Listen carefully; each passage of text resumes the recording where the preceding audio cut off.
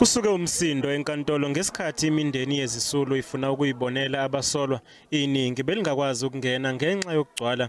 Kunzima akwemukeleki.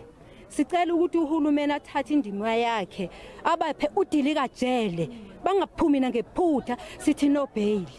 Abomthetho bakholwa ukuthi banecala eliqinile kanti kusanesibalo esingakadalulwa sabasolwa abasazoboshwa eLesotho. Kuneyintsolo zokuthi iqembu lobugebengu obuhleliwe belifuna ukulawula umsebenzi wokumba igolide ngokungemthetho kanye nokwebiwa kweintambo zogesi.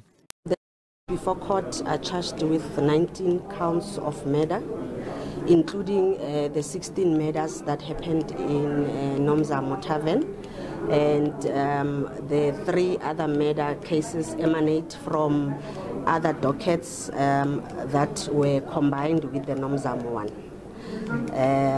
We've got about 4 cases from Orlando subs and 2 from Cliptown subs, which are then all combined into one docket to formulate charges that they've appeared for. Kepha ummeli womsolwa wesihlanu ukholwa ukuthi kuboshwe umuntu ongafanele kanti ubengafuni kuvezwe ubuso bakhe.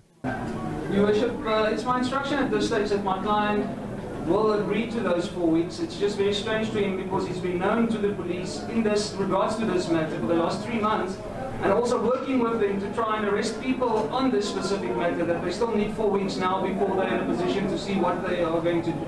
Attitude's going to be towards his bail. Abeyindaba bebengavunyelwa ukuthwebula izithombe zabasolwa njengoba kusazonikezwa abantu ithuba lokuhlonza abasolwa.